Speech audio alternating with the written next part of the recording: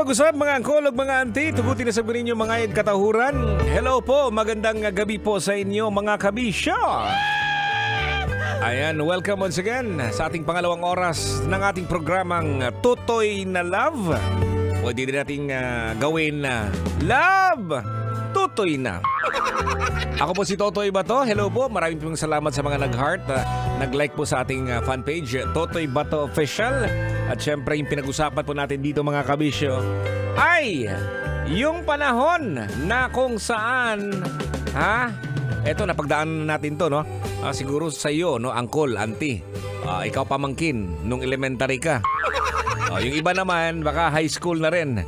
Yung pagkakaroon ng opposite attraction. Yan, di ba? Yo, words ibig ko sabihin, yung pagkakaroon ng crush. Ayun. May tinatawag natin na crush ng bayan, no? Bakit kaya yan? Usually crush ng bayan sa elementary days yan, ha? Na kung saan isa lang yung babae na maraming humahanga kay guwapa. Di ba? Ma'am Mords. Wala pa ng hubagang ate, oy. Di ba mga kabisyo, no?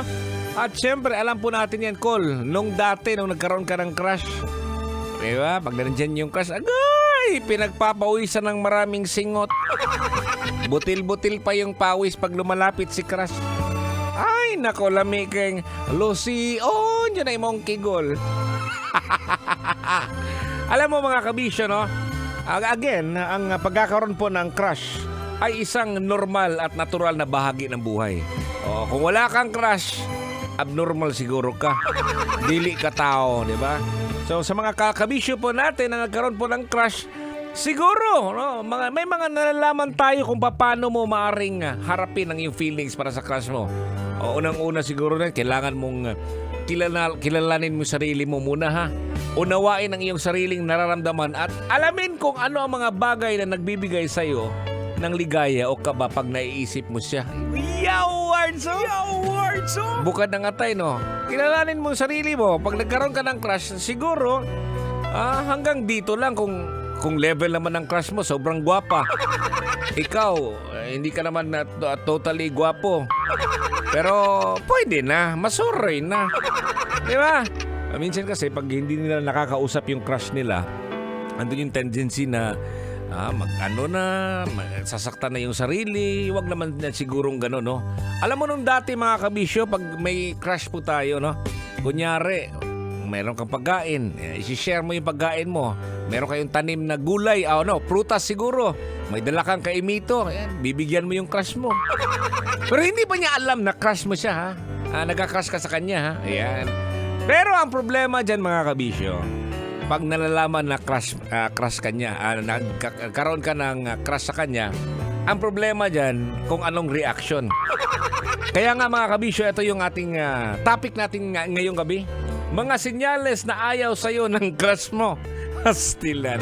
Oo. At ito po, sa mga nag-comment po sa atin, no, sa ating fan page sa Totoy Bato Official. At ngayon po live po tayo sa Love Radio Manila page. Sabi dito ni Jennifer, ako idol! Mga crush ko ay crush din ko. Yawards. Guwapa, gudi ko ay siguro, Jen. Pakis-kis ko be. Sabi ni Irene Salgado, yung senyales na crush ka ng crush mo. Yawards. Baliliktad na. Ganon ba yun? Pag-usapan natin yan, ha?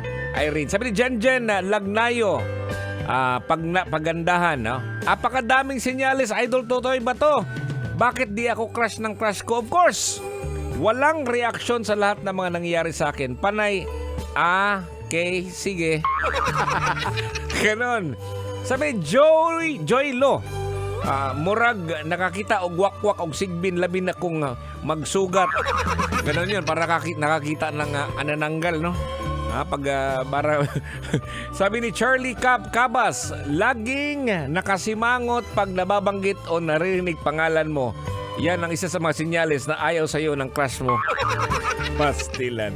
Ngayon po naka-live po tayo sa TikTok po ng Love Radio Manila at syempre sa ating Love Radio Manila page. Basahin po natin yung mga nag-comment dyan. For the meantime, yung mga nasa radyo ngayon na nakatutoy, yan, tuloy-tuloy pa rin ang ating tugtugan.